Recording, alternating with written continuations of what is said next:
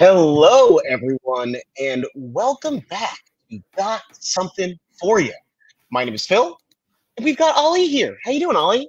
I'm good. How are you? I'm so excited about this. It's me and you again. No, Me and you Matthew, again. it's fine.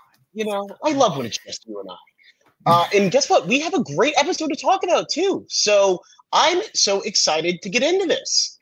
Uh, to get started, we see the Red Tribe after Tribal, and it seems like we are coming onto the fallout of what just happened at the last Tribal. TD feels at the bottom, and I really can't quite tell if Genevieve was extending an olive branch or sort of just misting her. Did you have a thought about that? I really think that was Genevieve doing a very good job of managing her relationships. Because I remember from the last episode when my favorite Kashan went out. It's fine. Still not sad about it. You kind of saw her say, like, I will talk to you later. And I think that was genuine. She was like, no, I want to ensure that I still have this bond with Teenie. So I think her entire chat with Teenie was genuine because I think you saw that, especially when it was her Teenie and Rome a bit later on having that conversation afterwards. Like, you could see that Genevieve was genuinely wanting to keep things civil and adaptable, and maybe Rome wasn't, is the best way I'll say it. Yeah.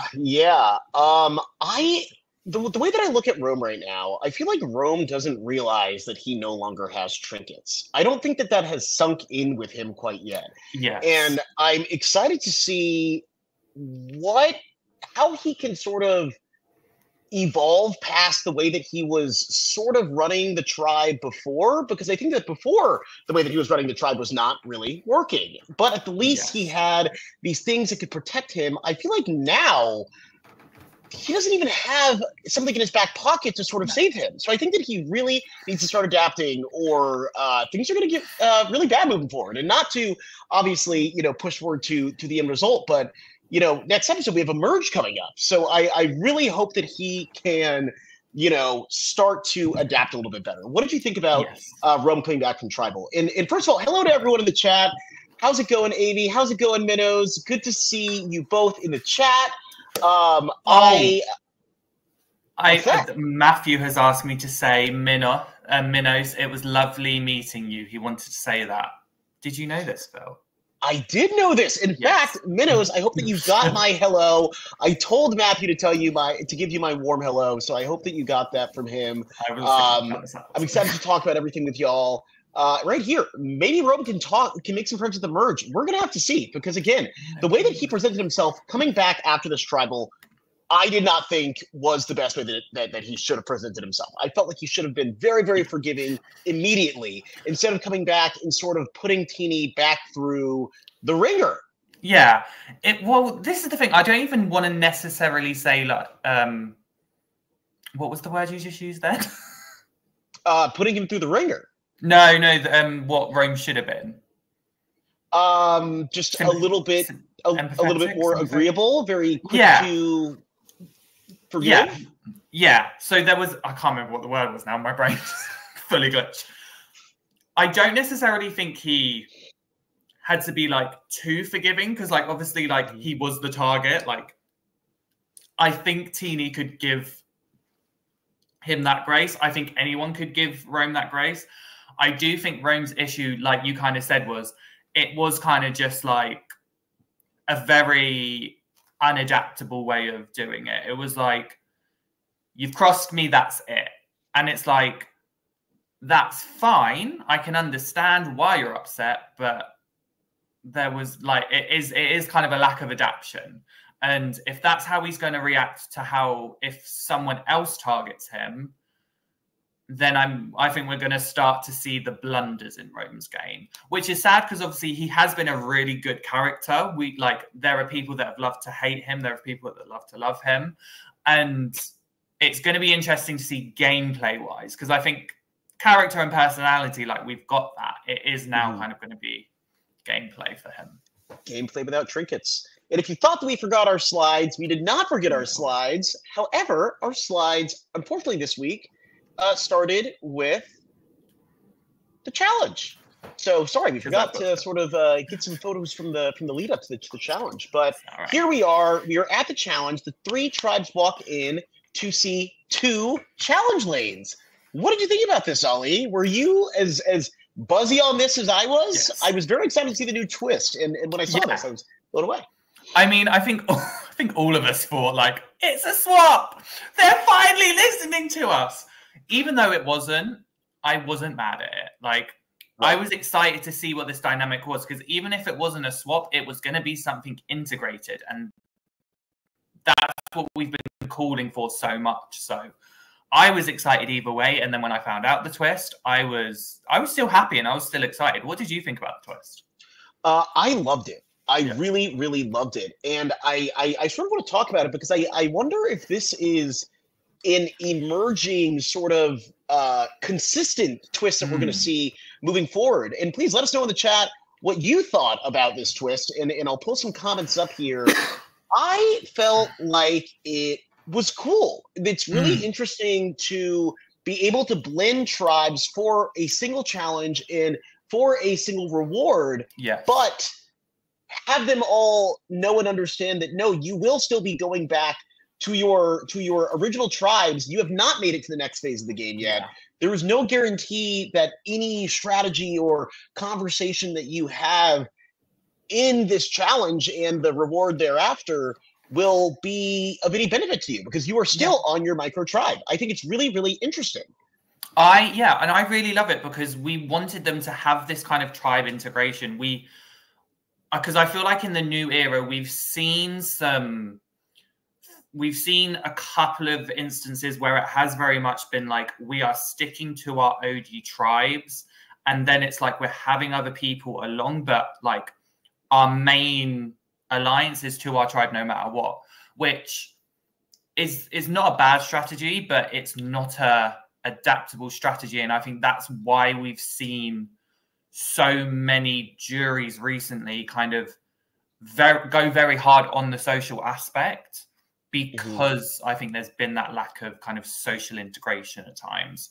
So this I loved because we were able to then get more dynamics and look at people and say, we can see those people working together. Oh, those people have a nice connection. Oh, they're really bonding. So I loved it. Like, was it a swap? No. But was it something that was definitely needed to up Survivor in this new era? Yes. Right. Yeah, and just real quick, Minnows, I'm right there with you. I was thinking the same thing. For a second, I said, is it going to be a version of a swap?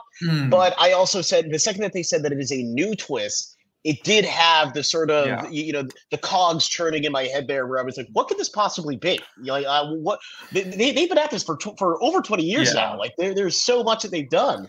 Go ahead. Do you know what it was for me? Because as we know, I am the social media person that loves like glaring at all the things social media. And there was these press photos. Obviously, I think this was kind of one of them. And then there was also the immunity challenge. This brain went to myself, what if the immunity challenge was the reward? And then they come to the immunity and they go, we're swapping. And then one of you is going straight to tribal. That's what I thought. That's honestly, I think that one actually would have been a bit of fun as well. I think that they would have had some fun with that. Write it down, Survivor people. Minnows, right there with you. Yes, the challenge looked really cool, literally. Amy, yes, I do think it's a really good way to temporarily mix people up and have them socialize afterwards. And just moving through here, this challenge, we got to see them come in. They draw their spots. I thought that this was a really good mix-up of the tribes. I am always a little hesitant when you go through and you see that, everyone is still the same from one tribe, and there's only one person from another tribe that's actually swapped. That's a little frustrating because you're like, okay, this isn't really the mix-up that we could have had here. But I feel like this was a healthy mix-up. You look down the line here, you have people from every single tribe between the two, and I feel like there is a generally good balance. What do you think about the mix-up? I think like in terms of like things we've seen in the past, Mergatory, I think this was a really good mix-up. So you had on blue, you had Arnica, Sol, Rome, Gabe, Andy, Sierra, and Genevieve. And then on yellow, you had Sue, Kyle, Teeny, Sam, Rachel, Tiana, and Caroline, which I think you see like it's a really interesting dynamic, and we'll see it more with the yellow tribe moving forward. But even within that, even within the blue tribe, obviously you have Gabe, you have Gabe, Andy, and Rome. Like you have the three like insane people of the series all in one tribe. I was going to call them the most chaotic, but you know, I was trying to think of the nice word. And I'll tell you, I think it's really funny because they faked me out, right? We got a confessional from Gabe talking about how important and valuable this Survivor Social Hour could be for him and the whole entire tribe as a whole. We also got Rome talking about how excited he was to get to meet other people. And next thing you know, we are here. We see our winners, and the winners are Sam, Kyle, Teeny, Caroline, Sue, Tiana, and am I missing one? And Rachel. And we see them get to go to the Sanctuary. First of all, we're back at the Sanctuary. What do you think about that? That was slipped under the rug because we also got the fun name of the Survivor Social Hour. But to remind ourselves, leading up, we got this the now classic soundbite from our very own Jeff, which is him saying, "We are going to the Sanctuary where good things happen." What'd you think, Ollie? Yeah, so they went. We're back. So they went to the Survivor Social Hour. They went to this. I can't get behind the Sanctuary. I think it's because I still have the gripes from like 44 and stuff, where it's like these great things happen, and it was like this tiny little thing. I was like, that's right. It slowly, I'll be fine with it. But yeah, I think I'm liking with the Sanctuary though that they are adding these new things. Like yes, and I'm sorry, I'm over here. I'm over here laughing because there is a bit of pushback to this reward. The Sanctuary is supposed to be where good things happen. Ollie, when was the last time? When was the last time that you had a good time at a cookout or a grill with just one dog? You need more than one dog. That's what I'm saying. Like, come on now, you're one hot dog. That's what I mean. I'm like, the great thing about it was obviously the social interaction, and you got to have those mixing of tribes. But like, they're hungry, Jeff. One hot dog. The single hot dogs wasn't doing it for me. The soda, I said the same thing. I said, let him get some beer. Why not? But I do think I was really thinking about it. I was really thinking through on this, and I actually think that the reason why they did this is because they know that the merge is on the heels of this episode. Yeah. It's on the heels of this next tribal council visit. And so I don't think they want to front load too much food and bev and have them feeling a little bit too, frankly, comfortable before they get to the merge and the merge feast. They want them to still be giddy about that. But honestly, look at them here. I really liked seeing everyone get to socialize. However, you cannot be in any social setting on Survivor and have your guard down. We see very quickly how things started to slip up. Tiana very quickly threw Gabe under the bus.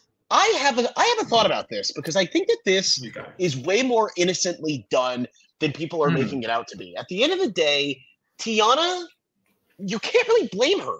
Her perspective is that the women are working together and that she's cool with Kyle. She felt like she had every single bit of comfort in this space to call out Gabe, and she didn't realize that Sue and Gabe are number ones.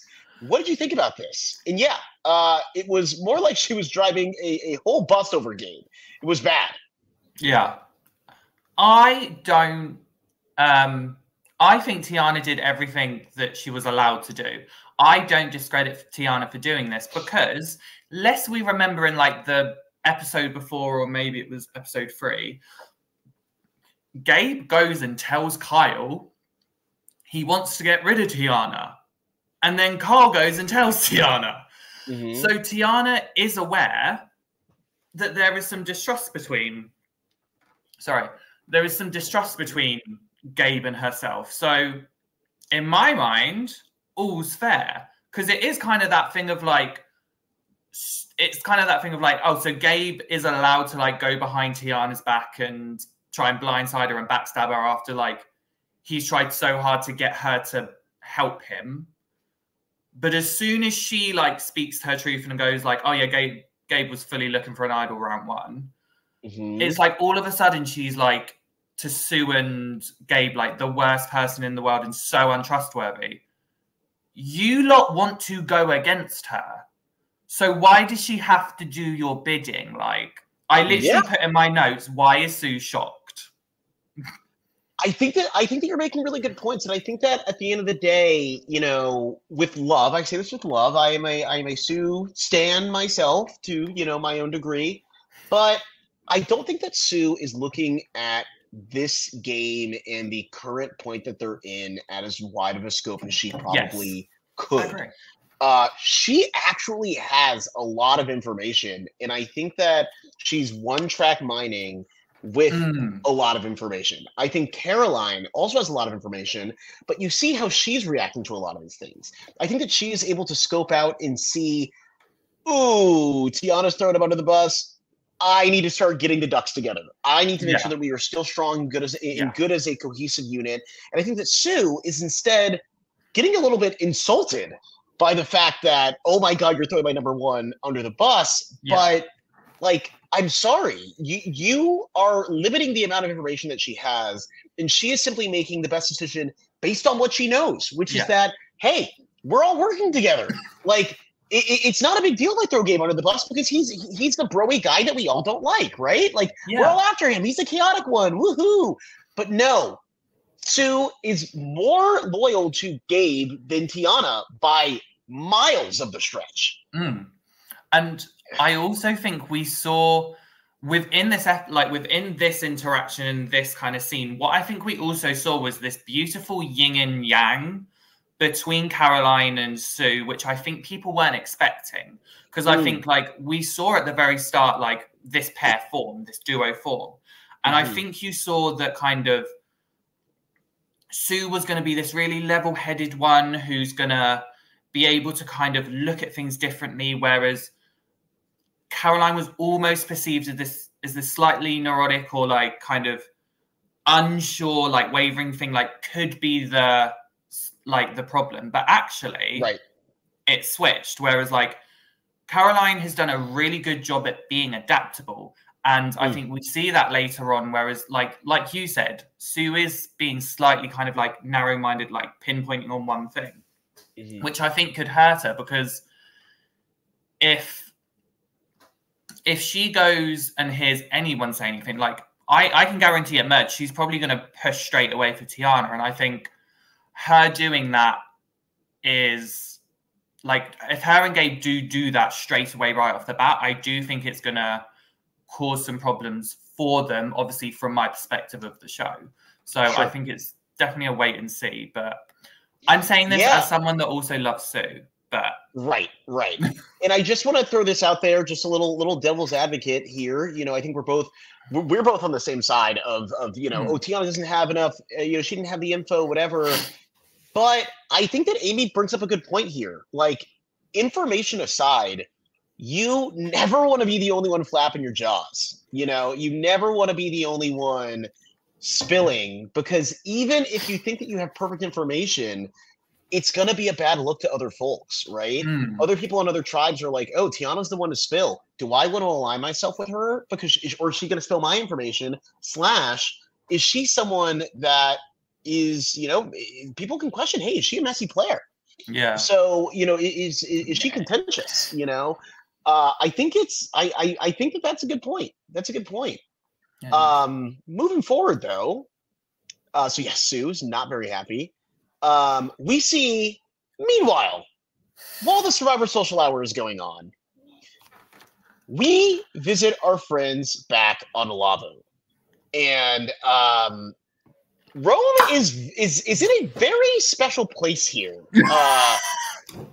It is even as someone who has been a longtime supporter of Mr. Rome on our screens in the game, it is actually a little baffling to try to understand why he felt the need to go so hard at this point in the game, post reward challenge. Yeah. I would love to hear your thoughts on this, but just to my quick thought is just, if Rome went back to his beach, fell asleep, and took a nap from the time that Teeny was gone to the time that she came back, I think that he would be in a better place. Yeah. If he just laid dead for whatever 2 hours or whatever fun that Teeny was off, he would have been in a better place. Why was he doing all this, Ollie? What's your take on this? What is going on? I think it's his personality. I'm not even going to try and pitch something. It's his personality. We love Rome, obviously. Love Rome as a character, as a player, but supporter of the show, so Stan. I think Genevieve kind of said it best. We've just come back from a reward, and it's almost like a scramble for tribal. And I think that even in itself, that's going to put people off, because it's we're not having to go to tribal. Okay, we've lost. We can be annoyed about it and whatnot, but we just have to move on. We've got the immunity. That's more important. So I think for Rome to do this, it definitely kind of was an oversight on his part, because I understand he wants to play hard. But I think there are times he only has one speed. Yeah, exactly. But I think he kind of does have to start realizing that there can be ebb and flow. There can be levels. You didn't need to do this. You could have done it in a more calm way, because at the end of the day, in this conversation, he obviously has thrown Teeny under the bus with every single thing, but he also throws Genevieve under the bus. Exactly. That's where I was what was the need? Because she has just saved you. She could have literally been bye, but she chose to let you know what was going on and then also have your back. So to do that to Genevieve with someone like Sol, who bad move. Yeah, we saw the whole thing that you were doing episode 4 last thing where you were just following him. I was do you really think Sol now has this immense trust in you? So that's where I was a little bit shaky with Rome here, because like you said, bad move. What do you think? Bad move, and this is the extension of it, right? So for one, Rome herded the sheep over to his side for the last vote. If in Rome's head, he was part of the mastermind of the last vote. Obviously, we as viewers know that Genevieve was the true mastermind behind this, but Rome was along for every step. And I think that when you are in power, returning back to a tribe camp, I think that anyone's brain does one of two things. Do I try to chase for more power? Do I try to extend my lead? Or do I say, hey, I'm in an all right spot right now. I don't need to be sprinting. I don't need to be tiring myself. I can take a step back and just let myself sort of float in the front. And I think that Rome is sort of to your point, to Amy's point. I don't think that he likes to float in the front. I think that even when he's in a good spot, he looks at it and goes, how can I be in a better spot? How can I jostle things even more to make sure that they're really against Teeny? He should have just said, hey, I'm in a good spot right now. Let me chill. And frankly, I actually thought that at the start that he was making the right move in giving Sol information. I think that sharing information can be very, very good. And you could see Sol, total wake-up call for him. He was like, holy crap, I did not realize how much I did not know. Yeah. And this is coming from Rome, someone that I was not really on board with for so long. Maybe this can be the difference maker where I can get on board with him. He's sharing information. But then to your point, he took it a step too far to when then this conversation happens. Yeah. Because Sol is then feeling the need to be forthright with Genevieve, which is essentially him telling Genevieve, hey, Rome 3 under. Genevieve is then now like, okay, thank you for you giving me trust. I'm going to give you trust back. This is what Rome said about you. He said, you're throwing Teeny under. And all of a sudden, all of Rome's sideshows are being brought to the focus where now Teeny can capitalize on this. And we're both doing that. And it's, it's tough to watch. It's tough to watch, especially as someone who, once again, I've rooted for Rome since the start. Yeah, he is a little prickly of a character and a personality, but I wanted the guy to succeed. I'm also a hyper energetic guy, but I think that I'd like to think that I take more time to stop and reconsider where I'm at, because Rome is not doing that. Rome is not doing that. Yeah, and I think all he had to really do, I think he could have easily sat down with Sol. I think the intention was good. I think had he sat down with Sol and kind of gone, I really appreciate us coming together that last round, and I want to make sure that you know that there's some room to grow here, we can move forward. And I think even mentioning the Teeny's amulet, I don't think was bad. Right, I agree. I agree. Because at the end of the day, Sol didn't have that information, so it would have made Teeny look worse. I think the step too far was when he talked, when we said earlier, when he talked about Genevieve. I was like, as soon as he did that, it's like there's only 4 of you. Right. Exactly. You two are having this conversation. You've just threw this person under the bus. You've just thrown this person under the bus. This person is already under the bus, Rome. So now you're here. Are you going to start throwing yourself under the bus? Right. And actually, there's a point from Frank. Where is it? I was going to say, I want to throw Frank. Thank you for coming in the chat here, Frank. Welcome to the show. Rome has to remain or retain control. He can't fathom Genevieve has so much power. Yeah, I agree with this. I think that he, like you were saying, he loves to know that he has the ball and that he is moving forward with it. I don't think he likes to see someone else with the ball. Yeah.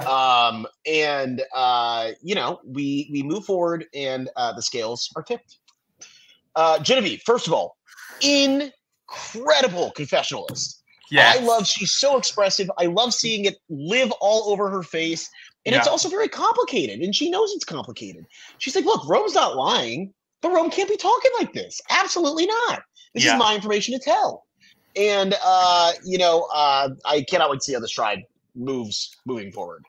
But we also see the explosion on Blue. Do you want to start us off here, Ollie? I'm sure, knowing the type of people that you like, I'm sure Gabe.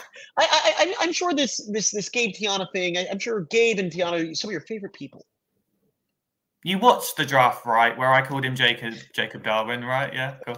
I still feel so bad about saying that. Definitely, I will hold my hands up. He definitely proved me wrong. He's definitely not Jacob Darwin. Might be someone else I don't like, but we have to wait and see on that. First of all, bless Gabe for the fact that he was at his tribe, all on his own, just probably, I was going to say twiddling his thumbs. He was probably looking for an idol. He was looking. He was looking. For sure. Yeah, so obviously when he came, when the rest of them came back, and I think it's the next slide, we see Sue kind of mentioned to him, just so you know, Tiana was throwing you under the bus.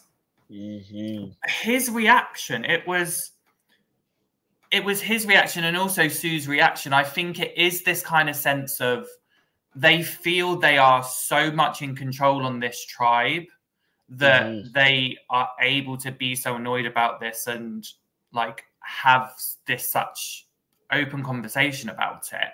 And I think this is where, for me, you can kind of see the things that could screw Gabe over moving forward if he was to make it to the end and had to face a jury. Right now, if I had to put money on it, he could not win over a jury.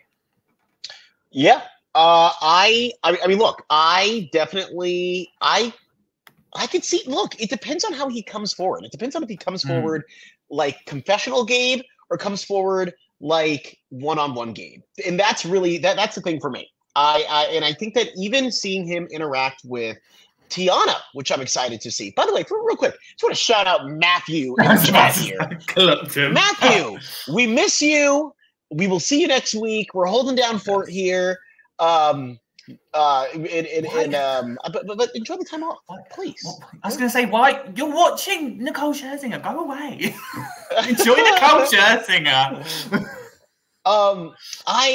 We talked about it. Sue spilled to Gabe, and honestly, I feel bad for Caroline. Like we said, Caroline may be playing the most optimally on this tribe. Yes, she just wants to keep everything together. She doesn't. Even after Tiana said this, I do not think that Caroline would have been the one to tell Gabe. But Sue is like, "Hey, Caroline, come here.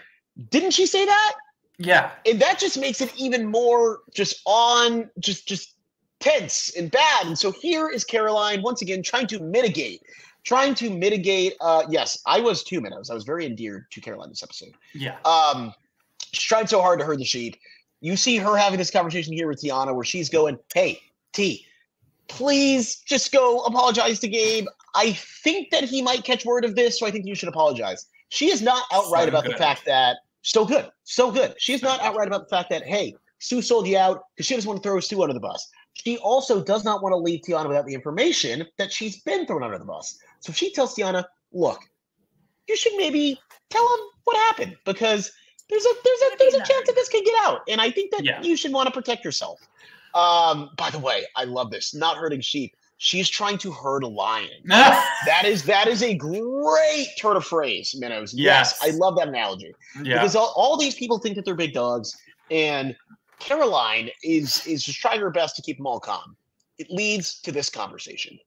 Lord Jesus, was this strange. Once again, Tiana is operating off a lack of information, and I feel so bad for her because she's always a step behind the 8 ball. And it's like, I want her to get back into the game and being ahead of the information instead of always 2 steps behind. This was tough. Yes, this was tough. And I realized I picked this photo, and I feel like this makes it seem like there was a lot more shouting than there actually was. But yeah, like at the end of the day, I think Tiana had a confessional here that I do want to credit about, because she said, "I have to make sure that my allies know I'm listening." And I think that was a very important confessional because it shows that she does trust Caroline. And I think that will go a long way, because I think we will see Caroline actually back for Tiana, because Caroline has seen there. Tiana has listened to me. Tiana has taken on board what I've said and appreciates what I've done. Because this man right here, I don't necessarily think we would see that. We would see Gabe basically go in, thanks, and continue doing what he's doing. So yeah, that's where I'm kind of at with it. It was, where is it? Yeah, I said a bad word in my notes here, but I said, truthfully, Tiana didn't owe Gabe. So get off your high horse, Gabe, really, in my opinion. That's how I felt about this entire situation. I thought, because it was even like when Gabe then had his confessional, which I think is the next slide, if I can just go. Yes. But just really quick, if I could just say one thing on the conversation here. Yeah. The last thing I want to say about this is that, yes, I agree with you. She does not owe Gabe a darn thing. However, I do think that when Gabe, once again, she doesn't know this, but with Gabe having all the information, this made Tiana look awful because she's blatantly lying in Gabe's face. It's not even a good lie. It's about as good of a lie as Sue biting her tongue and the reason why there's blood on her chin. She's literally saying, "Oh, I had a private conversation with 2 people. They're the only people that I told about this." Then how in the world would Caroline and Sue even know? It's not even really that believable. Yeah. This cover-up of a lie by Tiana was no better. Oh my God, wait, that's literally wild. Literally, you said that and I clocked Frank's comment. I was like, ooh. That's really, really wild. Did he send that like as I was talking? Frank. I think he said it. Yes. We are symbiosis right now. Yeah, Frank, I like it. I like this Frank character. But seriously, that's exactly what I thought. I was like, this isn't even believable. And like, how dare you insult? I mean, if I'm Gabe, I'm sitting there going, how dare you insult my intelligence? You know? I have all the information. Why are you treating me like I'm Bobo the Clown over here? So yes, it does lead to this confessional, which you were going to say something about before we move on. I personally just think Gabe needs to get off his high horse, because it was this confessional I thought was very reminiscent of a player that may have played 3 times, possibly got to the end twice and never won. Maybe then got out early in his last one. I think you all know who I'm talking about, and that's why I'm going to shut up. Well, look, it's someone that he called out in his pregame. He said, "I want to play like Russell Hantz." He said that, and I think that honestly, look, I think that he really is doing a good job of being a 2024 Russell Hantz. I don't think anyone wants to see the true Russell Hantz in his original form on our TV screens right now. But I think that oh my God, Menace. Jesus Christ. Absolutely eviscerated this man. But look, I'm gonna say it. Maybe I'll be alone on my island here. I like seeing Gabe. I like seeing Gabe try to be entertaining in confessionals, at the very least. I like seeing him try to be, he's obviously condescending. He called the 2 women. He was like, "Oh, it's like bringing 2 wounded birds in." And it was like, Lord Jesus, you're being so condescending. And I think that it just gives you someone to wait on the fall for. And I really like that's something that I do get from Gabe. We have seen him be overly cocky. We've seen him be outed a little bit, but at the end of the day, he's still okay. And I look towards it. I go, same as you. I go, can he keep acting like this and getting away with it, or is it all going to come back to him? And it's interesting. Yeah, because I think that's going to be the issue. Like, if he gets deep in the game, and it's like, so I was actually, funny enough, I was having this kind of conversation with someone else where there was a comment about kind of bitter juries versus bad jury management. Right. Because I think people nowadays have kind of just lumped people together, and the perfect person I'm going to go to is Maria. Everyone just straight away sits there and goes, Maria is a bitter juror. Like, there are bitter jury members who just can't do that. And actually, I equate it to bad jury management. There are people that just don't take managing the jury into consideration, and I fear that this is what Gabe is going to do. I feel like once he kind of gets going and the game progresses on, if he continues getting deep, I think we're going to see that lack of jury management from him. Because imagine if because I think he'll get more, if he starts to get more comfortable and then he says some things to Sue, says some things to Caroline, says some things to one person, it could trickle back and get to people. And that's where I worry for him. Yes, you can be a great character, but it's kind of like Spencer Blease when he was in Kagayan. Don't try and be this like villain, evil person if you forget about certain aspects of the game. That's where I worry for him. So that's what I want to keep an eye on moving forward. Well, look, let's move forward to Yellow before our immunity challenge here. I, really quick, love this scene. I love that we're seeing more camp life. I love that we're seeing more of these contestants' personalities, like outside of just challenge, tribal, and heavy strategy. Yeah. These moments are super, super fun. The net, they couldn't do a darn thing with. Sam comes back with Rachel and spills some information, but not everything. What'd you think about that? I think it was smart too, because at the end of the day, like, if there is something that maybe you need to let someone know privately, then absolutely. I mean, the fact that clearly Rachel was fine with not having it being said means that maybe in her mind it wasn't that big of a deal. Obviously, we didn't really touch on it during the social hour that, again, this is the thing with Sue. Like, Sue once again pointed out, apparently you and Sierra are running things. And that will get, obviously, his backup. But I think how Sam kind of did it was pretty all right. Like, he took Sierra aside and said, hey, just to let you know, this other thing was said regarding us. Because if he says it to everyone, I can understand where, like, someone like Rachel, someone like Arnica could turn around and go, yeah, we've got to look at that. What did you think about it?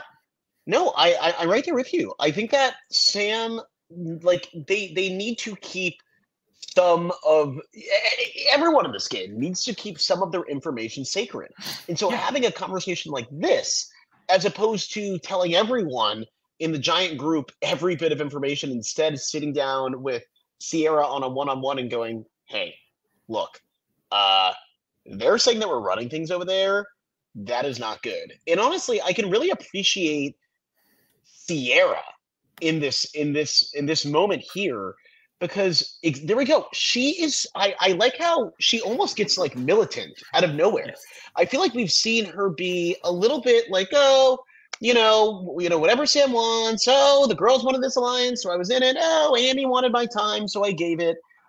We haven't seen her like really kick into her own gear too much. Yeah.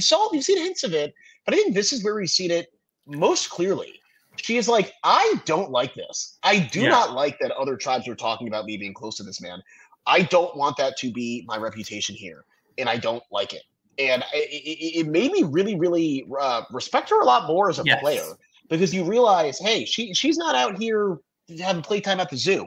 She's here to play. She's here to win. Yes, I completely agree. And I think this was a really good moment to see kind of Sierra showcase her game and be like, and I think I mentioned it last episode, like she is in arguably the best position in Garta.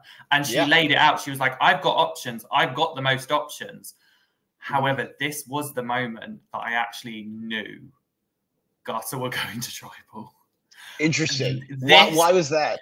Because it was such a highlight that I went, why are they letting us know that like this is like it, because it was such a big thing to point out of Sierra's game, it made me go, they're going to tribal because she's going to be the decider. So that's really interesting. I don't think that I knew for sure that they were going to tribal council, but I did think that for sure this was going to be very important to, honestly, her decision on staying with Sam or going with the girls. I knew that this was going to be very, very, very, very important. And it does end up being important, but not before the challenge and not before a word from Todd. What's up, guys? I'm Todd Herzog, the winner of Survivor China, and I am here with Survivor Now Podcast, the best source for Survivor information, to show off what I do for a living. So I make custom Funko Pops. If you haven't seen or heard, you can check it out on Instagram at Todd's Pop Shop, or you can message me, toddspopshop@gmail.com, to order your own. And if you mention this podcast, you will get $10 off and a free torch. So it's pretty freaking awesome. I'm going to show you a few right now. We've got Troyzan here, Phil from The Amazing Race, JLP, host of Australian Survivor, and look, little Charlie. Anybody you could possibly imagine or want yourself playing an LRG or an ORG, or just with your loved one or family or pets or anything like that, shoot me a message. I'm happy to make it. You also have the chance to win a free custom pop if you sign up for Survivor Now Podcast Fantasy League. So it's pretty awesome. And it's fun. Like, who doesn't want to be a part of that? So yeah, hit me up, get your custom pops. It's great holiday gifts, great birthday gifts. We got a new season of Survivor right around the corner. I'm excited. I'm sure you're excited. Let's get this going. All right, we are back, and we are right in the challenge. First of all, I want to say I really, really enjoyed this challenge from start to finish. And by start, I really mean right here on the match chat. What? The editing, I said it last time, it's so good this season. I cannot overstate how good it is, Ollie. The fact that, I agree. Yeah, but oh my God. First of all, before we even get into the funny pecking of the feet, what did you think about the negotiation? I love it. Before I get to the negotiation, I just want to add to your, like, the editing has been so good. Like, going back even just quickly to, there was a moment that I really loved, and it was back in Tuku, before Caroline and Tiana have their conversation. You saw that drone shot of Tiana coming out of the water. Back to Genevieve, when you see, like, all of the facial expressions she has, like she's on the bed, like she's on the bamboo doing this. The editors are doing such a great job with shots, and I just want to give them their praise for it because it's more enjoyable to watch. Like they really have stepped up. So well done, editors. Kudos. Negotiation. What did you think about this? I thought that it was the most frustrating part of the whole entire episode. Oh, really? Go for it. Why? Jeff was way too generous. 18 eggs? 18 eggs? You couldn't figure out how to get any food with these chickens. Yeah. You are not owed 18 eggs. I would have given them 5. 1 egg each. And honestly, my thought on this, I am so thankful that the Survivor gods restored order by making sure that this tribe did not win and they did not have the fire to go back to their tribe and actually make eggs. I'm serious. I'm not. I think that what is this? 18 eggs? When have we ever been that lenient and that generous with? Are we in this new era? Wasn't this supposed to be like the hardest? Doesn't there just be like a monster? What is going on? I did not like that. And again, I'm genuinely maybe the only thing I did not like in the episode. And I'm happy with what happened because at first I was very annoyed. I was sitting on my couch and I was like, what is going on? Jeff, 18 eggs? Offer them 5. Well, I can tell you that when it comes to the tribe as posted, we will be revisiting this moment. So don't you worry, Phil. I didn't mind it. I found it kind of funny. Like when they were pecking at Sierra, I found it funny. Oh, well, that was the best thing in the whole entire world. My whole thing is Angelina Keeley probably could have got so many more eggs for them. So well done for getting 18, but you could have gotten a lot more if Angela Keeley was on your tribe. True. I appreciated the negotiation, though. I do appreciate that, like, he was willing to have this conversation. I do agree. I think I was waiting for him to be a bit more lenient because I don't even remember where he started. Or like less lenient or less lenient, right? Yeah, whatever. I thought he was going to be like more tough on them, like more Yes. Sorry, my brain. I thought he was like going to go harder on him, like them. Like, right. I hoped that he would. Because again, like we've seen it before, like however many seasons ago, where he literally stabbed the rice, like. So I can kind of get it. I do understand it. But yeah, it's just that it was the little moments with like the chickens, and I think during the challenge, like there's been so many memes on Instagram about it actually, which was quite funny. Yeah. This moment. This was like, this was the fun. This whole challenge was hilarious. Yellow put on a circus show. Yellow put on a circus show for this challenge. From Andy using the wrong side of the blade to cut a rope, taking eons to do it. Obviously, we talked about before the challenge. We had Sierra get pecked by the chicken, which literally stopped the intro to the challenge, the explanation. I thought that was so funny. Great editing. Yeah, that was. To somehow it becoming a really close challenge. I think that this challenge had everything. You got to see people sort of embarrass themselves, but it was still really fun and close. Yeah. What do you think about this? I really enjoyed like how close it was. And again, like you said, like the rope. Oh my God. There is a meme of Andy, and I feel like every single podcast has talked about this. Did you see like the wide shot of Andy cutting the rope? Ollie, does the sun rise every morning? So all we have to say is to whoever Andy is in a relationship with, well done. But yeah, that was hilarious. But back to the serious matter. I enjoy how close these challenges have been, and because it's shown that we really don't have like a weak tribe this time. Like there isn't a tribe that is failing. Like how close like Garta and Lavu were here was so good. And yes, you've got Tuku that is clearly dominating, and that's fine. How close these were, and like how we're getting those close moments. It's great because actually it does make this game quite unpredictable. Like, you don't sit there like last season. We weren't sitting there going like, which tribe's going to go? Like, we knew which tribe was going to tribal basically because there was one tribe that just could not get it together. Whereas this season, it is really like exciting to wonder like who's actually going to go, because each tribe has had falters. So we could see any of them go. So that was exciting. Like, that's what I like to see. And it was a close race, I think, as we see on the next slide, if you want to. It ended up being a photo finish. I mean, and I think it was wild, the fact that Saul, looking at the puzzles, toppled over. But again, I think that this win was enough to make him completely forget about any pain that he might have had. Yeah. They just won. And so Yellow is going to Tribal. And there is obviously the post-challenge scramble.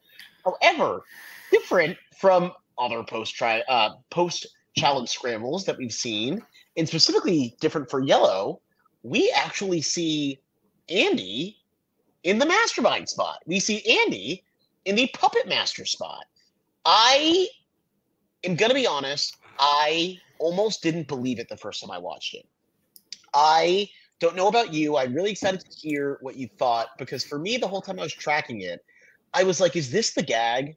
The gag is that we hear the really self-assured confessionals from Andy being like, and I'm masterminding this, and then this is going to happen, and then this is going to happen. And maybe he's right along the way, but then at the end, he gets voted off. Is that what you thought was going to happen too?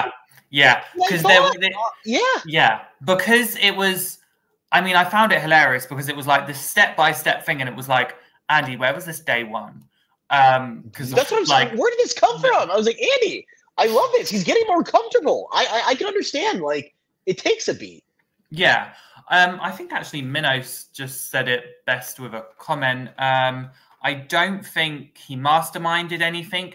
Like, they acted right. Like, it just shows awareness. Like, I think that's where I am at with it, because he did do the right thing of going to Arnica and Rachel and saying, like, I'm on the bottom. They would always go tell him a name. So, like, when he was like, I masterminded this, I was like, let's look at the grand scheme of things. But yeah, when he was sat there kind of talking about everyone else's overconfidence, I was slightly sat there going, well, don't you get in that position, because it's going to potentially look like you are in trouble. Right. And because to Amy's point here, right, I think that his best tool in his belt is the fact that everyone's underestimating him. Yes. I think that's like the best thing that he has, weirdly enough. The fact that people think that he's just this, oh, you're this big old screw up. He's able to like subvert that and use it to actually get further in the game here. And I think that that's sort of what I mean by mastermind. You're absolutely right, Minos. He's simply just being self-aware. Yeah. But he's able to take that self-awareness to do something with it, you know? Yeah. You know, kudos to the guy. And then we come to, I feel like this is the main part, because you've got Sierra and Sam who really are making the decision. And I just need to look at my notes really quick. All good. No, they are the decision makers. Yeah, this scene made me slightly worried about Sam and Sierra, because like long term past this. Yeah, because there was almost this shaky kind of dynamic, because obviously both of them very much like had their opinions, and I know that sometimes Survivor shows this and it's like, actually this shows how strong of a duo they are, and it could fall into that trap. I'm just not sure, because I feel like we really have always seen they've always picked moments with these two where there is always a shakiness and there is always a disagreement. So I worry about it. I think, because I think I will give Sierra credit though, because I think she was kind of holding her own during this conversation. Like, I'm glad that she didn't like just sit back and let things fall how they wanted. She was firmly strong in her opinions, and she was making sure Sam listened. But yeah, I will say, I think they did do the editors did do a good job of making it unsure of who was actually going to go home, for me personally. I don't know about you. I totally agree. I totally agree. And I also agree with what you said about like the fact that Sierra didn't just fall over and die and go, okay, well, you are supposed to be my number one ally. I guess I'll do whatever you want. No, she was like, hey, this is my game too. My game is tied to your game. So whatever decision we make tonight needs to be the one that is good for the both of us. However, I do think that our friend Sam edged out a little bit here. I mean, we see them, they go to tribal. I just like not to speed too much through tribal, but I do think that a lot of what was being said was, it's the typical tribal mist. This face here, this is real. Yes. There is nothing theatrical about this face here. Yeah, I will say I think there was misting, but I think that and again, I give credit to the editors. I think the editors did a good job at using the Survivor mist that the players always use and actually make it seem like, oh, we actually don't know where they're going to fall, because you've got Annika that seems really confident. You've got Andy that seems really confident. And you see, it was the expressions. I think I put it in my notes that... Who's in the we? Yeah. I said the editors did a good job with panning to solo people for reactions to keep us guessing, because it was like when Andy was talking, they do a really good job at panning to Sierra or even Sam, who have this, oh, I'm not sure.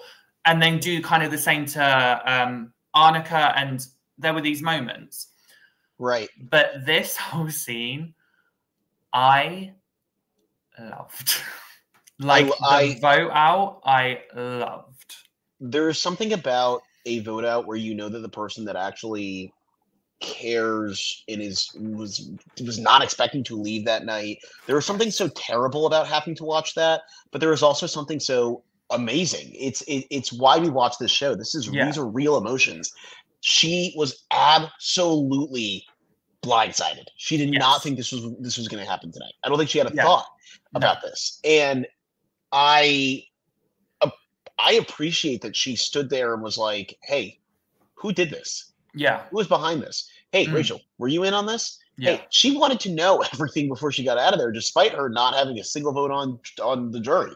She just wanted to know for her own sanity, man. That there was something to that, right? Like just needing to know the answers to feel okay with what comes next, And I feel like that's where she was at.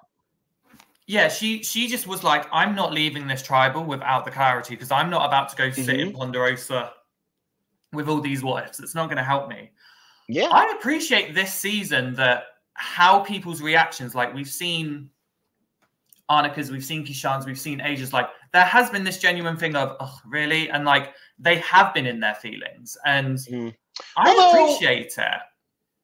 Let's not throw Kishan in there, okay? Kishan was like, I was just here to have fun. And I was like, Kishan, I felt like that's what I'm saying. I was like, I'm happy that he was such a good sport, but I wanted him to be a little bit more like, crap, dude, they got me.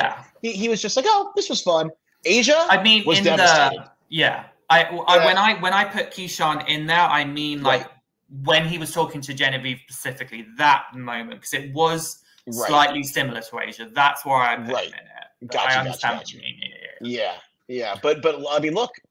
Annika was absolutely crushed, and again, it shows that, hey, you are casting people that actually care, and I love it. What's your thought? When she turns around, and I wish I'd got this photo of Sam and Andy waving, and she goes, "Nah." That was real. That was real, and I loved her for it. That was real. I enjoyed Annika this season, and I do have a fact, but it's not a good fact. I actually don't like this fact, but. Annika is the 17th new era player to be voted out without casting a vote at the tribal they left. The 17th. So in the last 7 seasons. That is literally insane. That's an insane stat. In the last 7 seasons, she is the 17th player, new era player, to be voted out without casting a vote at the tribal they left. Oh, I got you. That's insane. Yeah, that's insane. I sit there and I just want to make this point. Stop taking away their votes. Yeah. It's not needed. I do think that I thought that in the beginning. I said, "Oh, this is a fun new mechanic." I think that they have jumped the shark a bit. I think that we are a little bit past. We could reel it back in a little bit. We could definitely reel it back in a little bit. I agree. All right. Let's move on to the Ollie special. The tribe has posted. Take over, my friend. Wait, we need that. Where's the intro? We need the intro for this. Oh my gosh, that's right. I forgot we have an intro. Hold, please. We have an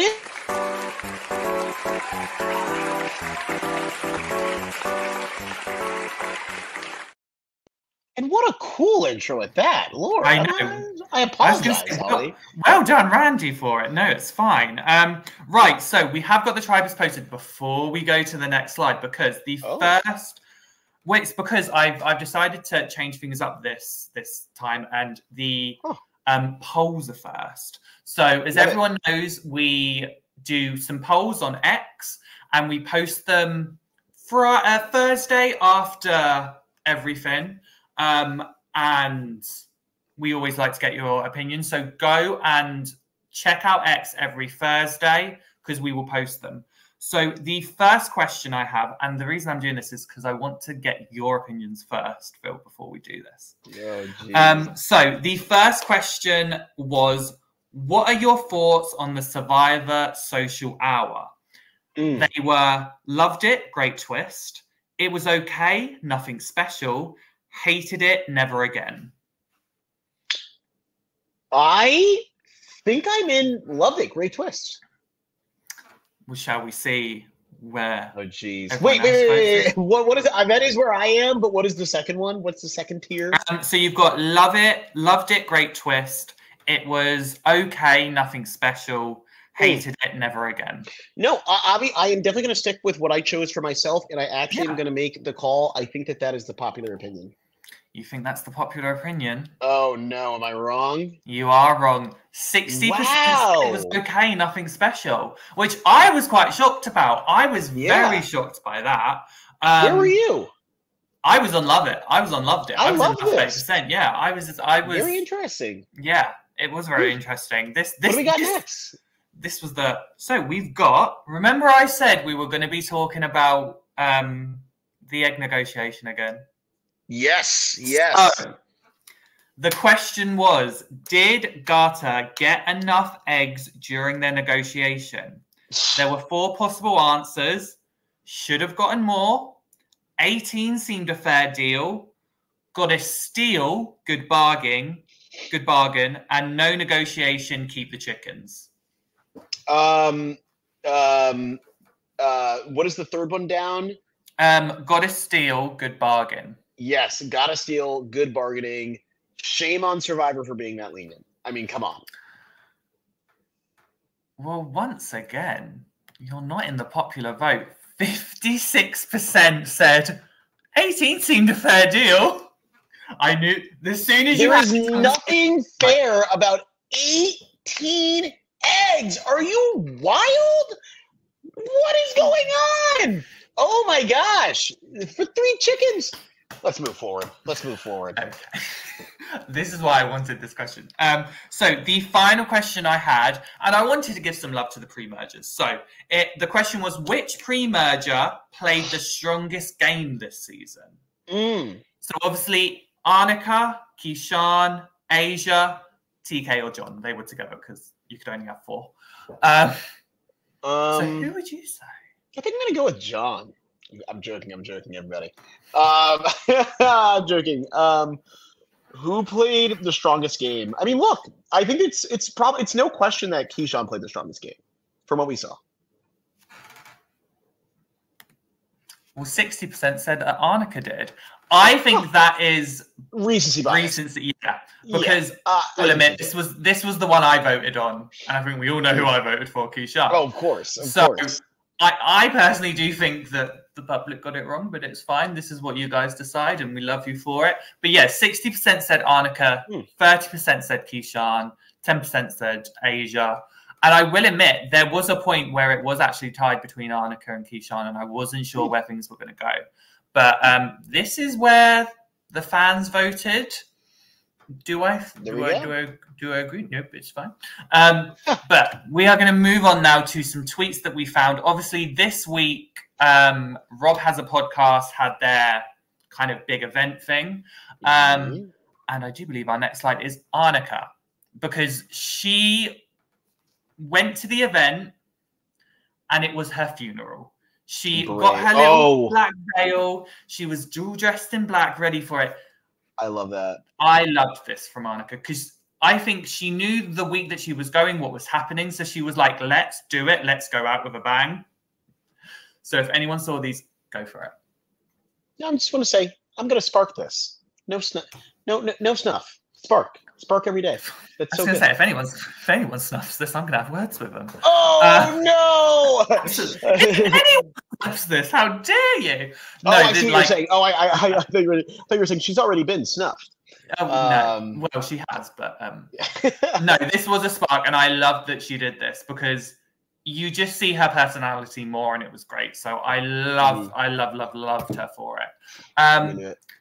The next tweet is actually from Mr. Sam, and Sam was clearly very happy that Andy didn't go. I just saw this and found it hilarious. That's so funny. Like, Sam is one to follow on X and Instagram. He posts the funniest stuff, and he will always be active. So I'm very happy because he always gives me content. There we go. And then the next one is a group of things. So I'll go by them really quickly. The first one is an Instagram story from Gabe, and it is a reel that he has about basically being the villain. I wanted to point it out because I think it was very foreshadowing. The next one is Rome, Mr. Rome, who is always very good on socials. It is to do with the secret scene, and I wanted to highlight this because everyone, if you don't watch the secret scenes, go watch them because they give so much more insight. Asia, it was to do with Rob Has a Podcast, and it was I think the house, the cocktail lists, and there are some shady ones on there. So I would give anyone a thing to go look at that. And then the final one was Keyshawn, and it was sending love to Arnica. And the reason I wanted to point this one out is because last season, do you remember we were always showing tweets of Jem and Mariah really sending love to their pre-merge and pre-jury team. Like, well, I say them two, but also like Jelensky, like Jess was always there commenting. We haven't really seen that much from the pre-jury sending each other love. So I wanted to highlight it because it's been the first time. Like I've really seen anything on socials about someone giving like any little bit of love to a fellow pre-merger. So I just wanted to highlight it because I have actually noticed that. I love it. Yeah. And we do have one more tweet. Oh, lost it. There we go. This is where I'm about to call people out. Because once again, fandom, stop being toxic. Because if you read this, it harkens back to Maria. It harkens back to a lot of stuff that was happening last season. And I wanted to highlight it because I wanted to remind the fandom, just because someone votes someone out, it's the game. There is no hidden context behind it. And I think you need to build your bridge and get over it. Yeah. I mean, you know, it's, I don't even want to spend too much time on it because it's, they don't deserve the time. It's just, it's not necessary at all. It's the same thing said every season. Just be chill. Yeah. And at the end of the day, if you're going to be this mad, try and get on the show. Oh, wait, you'll never get on. That's true. That's true. Hassling people, badgering people that you've only seen on a TV show. I don't know if it's going to pass psych evaluation. Ali, thank you. Thank you for putting together our oh my gosh, I wish I had the number, but another rendition of The Tribe Has Posted. This has been, it's always great to see what's going on in the social world, especially for someone like me who stays off it for the most part. Now look, everyone that's here in the chat. We got 22 people watching live.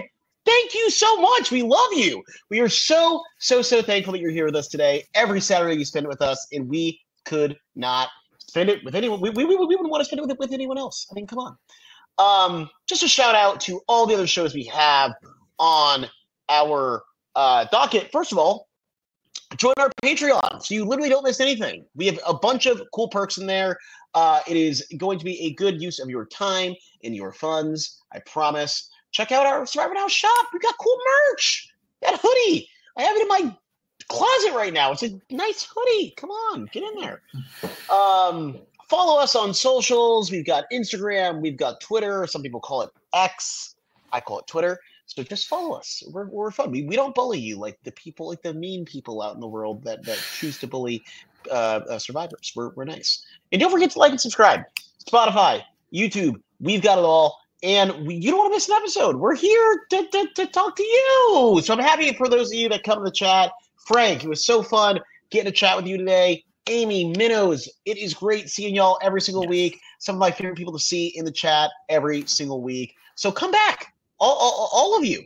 We even got some rogue. We got some from Georgette Sparks. Thank you. I had a blast here. Yes. Ollie, thank you for being here week after week. It is always a blast. It's always a pleasure to be here with you. And next week, we'll have the full gang back together. I'm excited. I can't wait. Yeah, I always love talking about Survivor, and I love doing it with you and Matthew. And again, like you said, Phil, thank you to everyone in the chat. We really appreciate it. We love you, and we can't wait to see you next week. It's a big deal. Until then, keep on rocking, keep on sparking, no snuffs, and we will see you next week.